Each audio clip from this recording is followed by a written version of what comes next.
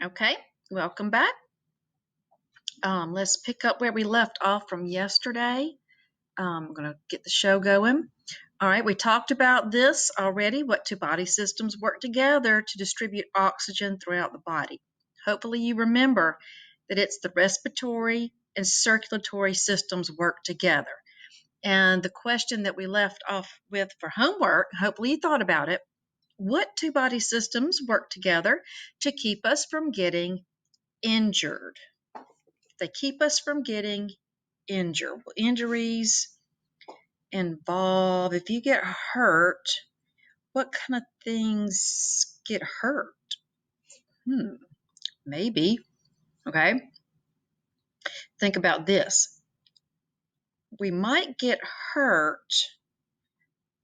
Let me move these little things out of the way. Okay. Well, if we get hurt, it's going to involve our muscles. But something has to happen first. If we think about touching a hot stove or an iron or something really hot or something really sharp, okay? Before, let's remember our doctor friends, the doctor friends, the doctor brothers, one of them had a little brain on top of his head and the other one had a pointer finger on top of his head. And there were some people in between. They were the little neuron receptors. Well, when we touch something hot, our nerves pick up. The nerves and the tips of our fingers feel that heat or the pain from that heat, and it sends a message up our arm and through our body up to our brain, and the brain detects it as pain, and then that sends a message to the muscles. Well, get your finger away from that. Get your finger off that heat source. Get your finger away from that sharp, pointy thing. So our muscles will contract to get us away from that source. And all of that happens in split seconds, very little time, or else we would actually get seriously injured. If we left our hand on a hot stove for a long time or on a hot flame or something very sharp, we could get seriously injured. So our brain and our muscles, our nervous system and our muscles have to work together to keep us from getting seriously injured. So here are your notes that go with that. And we're going to stop the video and let you get that question. What two body systems work together to keep us from getting injured? Get that written down. And then copy down those two notes right there about the nervous system and the muscular system. So we're going to stop the video and let you do that. Okay, now we're going to move on to the next slide. We're going to move back, actually. So let's pick up the last two systems, okay? And these two, if I've got them on the same slide, that might be something that tells you they might work together, okay? So again, it's the immune system, the system that helps our bodies fight off diseases from germs and things. And then we have this fancy one. It's a long word that really means your skin. It's your skin system.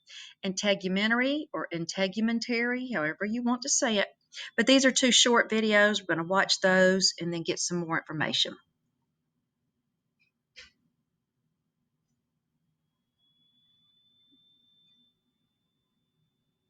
Kids Health presents How the Body Works with Chloe and the Nerve.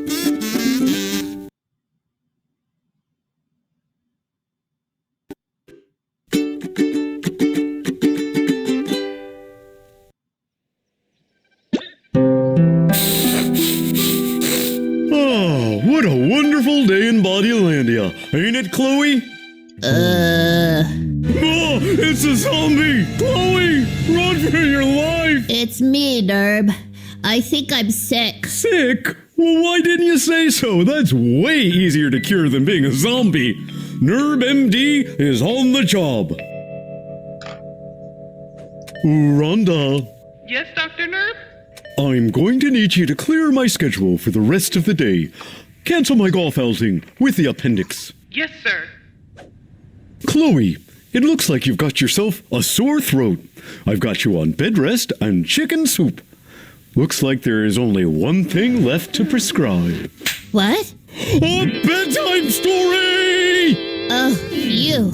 Tonight's story is a fairy tale called The Fellowship of the Immune System, Defenders of the Realm. You and I are characters in the story. Once upon a time, there was a beautiful queen who lived in a beautiful castle. The castle was called Castle Chloe, and she took good care of it. Here, have an apple, Castle. Outside of the pretty castle, there were invaders called germs. There are 4 major types of germs. Viruses, which thrive in living cells and cause diseases like chickenpox and the flu. Fungi, microscopic organisms that can cause itchy rashes like athlete's foot. Parasites, which can cause diarrhea and other problems. And bacteria, tiny one-celled creatures that cause infections like strep throat and pneumonia. Some bacteria help your body, so not all of them are bad. But these guys sure are. Queen Chloe looked on in horror at the germs on the horizon. She needed the advice of her trusted counsel on how to proceed. There is a threat to the realm, so I need your help. What do you suggest, vaccine? I say take care of yourself in a variety of ways before you get sick. Start by getting vaccines, also called shots or immunizations. They help prevent bad illnesses such as whooping cough, tetanus, and the flu. After getting a vaccine, the body is more protected. Good counsel. What say you, Hando Fingers? Washing one's hands regularly will prevent germ invasion. Apple a day? One should eat nutritious foods. Runny McRunnerson. Get plenty of exercise. Hop, hop, hop. Snoozer the snoozer. Huh? What? Oh, get enough sleep. Oh, time for my nap. Stethoscope the bold. Breathe deep. And get regular medical checkups. Thank you, advisors. By taking your advice, we should be safe. What was that? It's a germ invasion! Despite our best efforts, germs can sometimes still get into the body. We need a hero.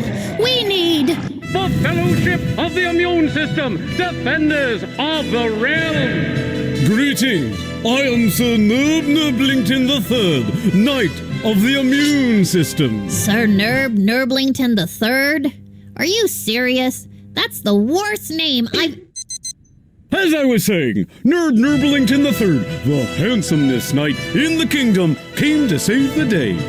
Do not fear the germ horde, your highness, for we have the immune system, a network of cells, tissues, and organs that work together to keep one healthy and fight infections.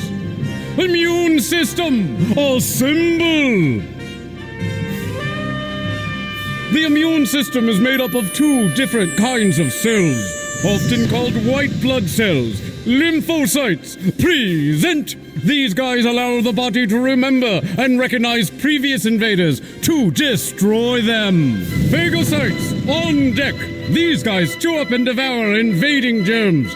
Go forth and fight immune system cells.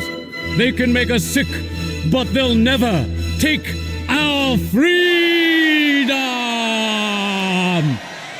So that's it? Those cells went off to fight? Yes, your highness, but the war for Castle Chloe's health has just begun. There are battles being fought all over the castle as we speak. Some major battlegrounds in the immune system's fight against germs are the body's tonsils and lymph nodes. Oh, so that's why I have swollen glands on the sides of my neck. It's the immune system cells in my lymph nodes working hard to remove germs and make me better. Exactamundo. Another battleground is located in the spleen, an organ tucked under your rib cage on the left. The spleen, like lymph nodes, helps you fight infections. All of that is going on inside me right now? Can I do anything to help the good guys win? You sure can. Sometimes your body can't do it all and needs some help when it's sick. That's when you call in the reinforcements. Grandpa Jebediah Nerve, you know what to do.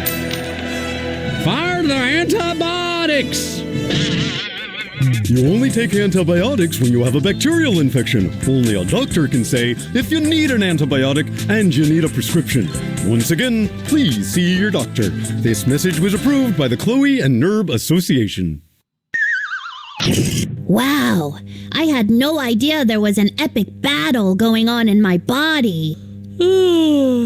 No wonder I'm so tired. Yeah, it can take a while for your immune system to knock out all of the bad germs. The best thing you can do to help is to take care of yourself and get lots of rest. Yup, exactly like that. The immune system continued to fight, and all through the land, people thanked their heroes.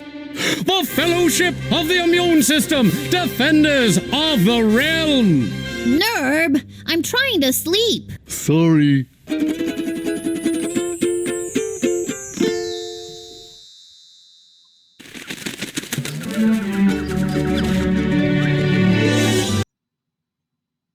Okay, and now we've got one on, back to our PowerPoint.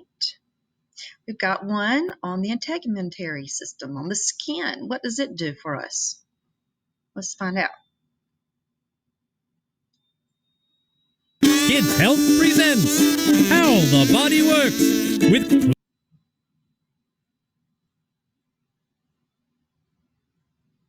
Chloe and the Nerve.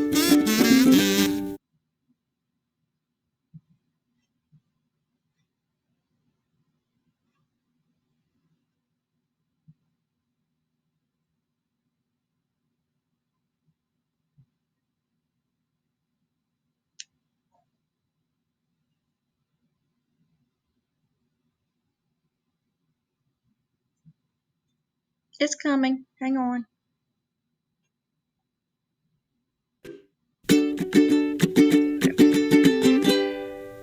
Fleshlight? Check. Rope? Check. Trail mix? Check. Picture of my mommy? Check. Now, will you tell me where we're going with all this stuff? We're going under the surface of the skin. Skin, skin, skin, skin, skin. Excuse me.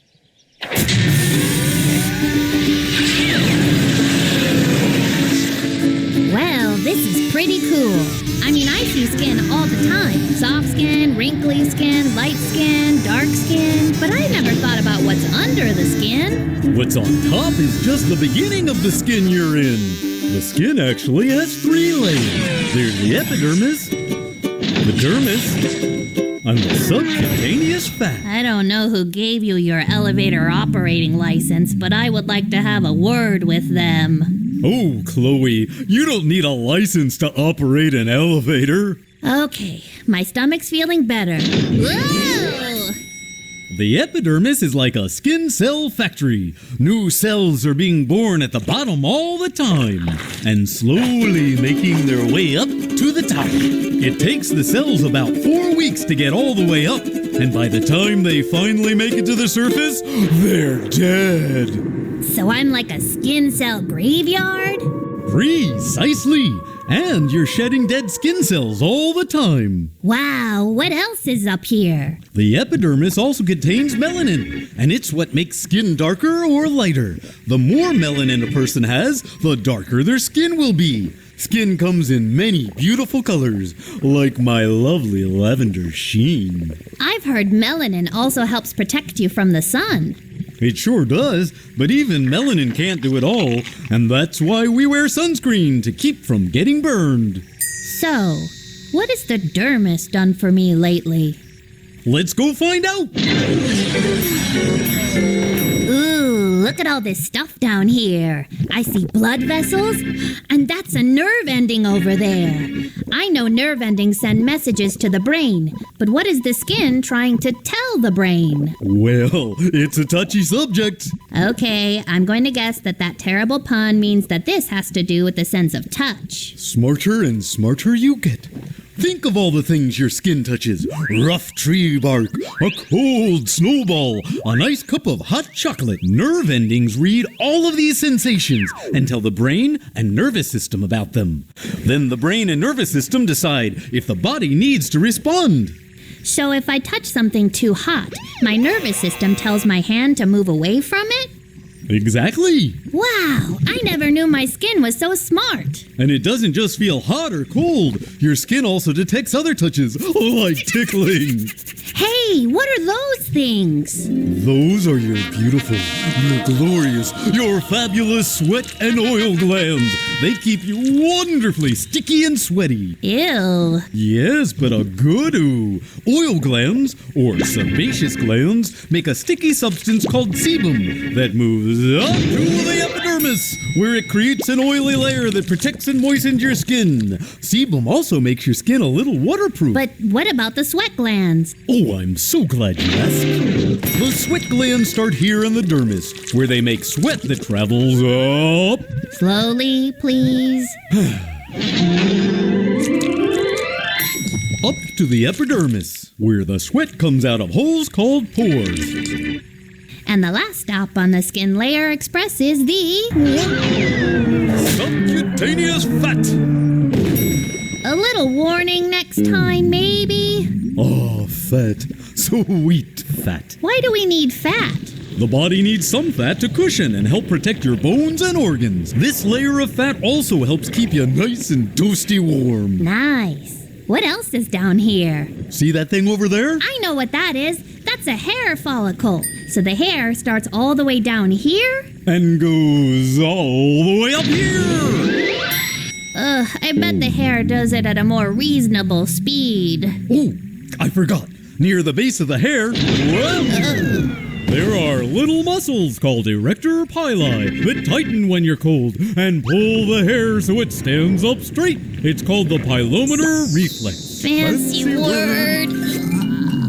And that's what makes all those little bumps pop up on your skin. You mean goosebumps? The very same. Remember those blood vessels we saw in the dermis? Yes. These ones. Yes, those ones. When you're cold, they make themselves really small to keep all your nice warm blood far away from the cold air outside your skin. Don't you dare. You were saying? When you're hot, those blood vessels bring all the blood closer to the surface of the skin so it can cool down faster. Is that why when I run a lot, my face gets red? It is precisely why. And the sweat glands help here, too. They produce a lot of sweat on the surface of your skin, which evaporates and disappears, cooling you down in the process.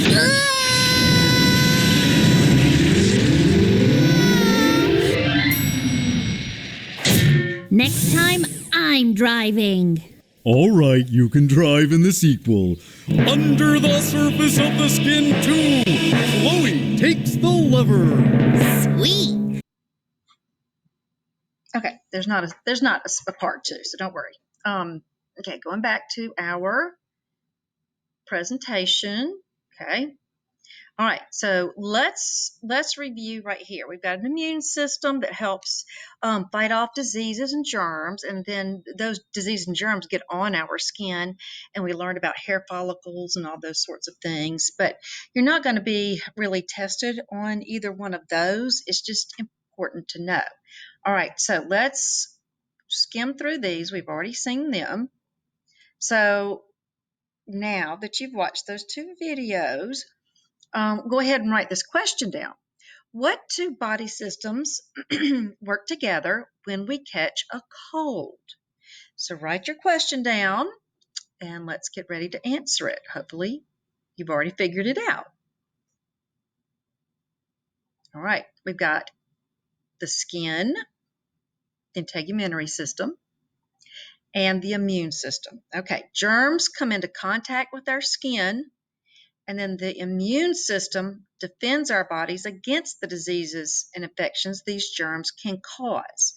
So we're going to stop the video and let you get that question and those two notes down.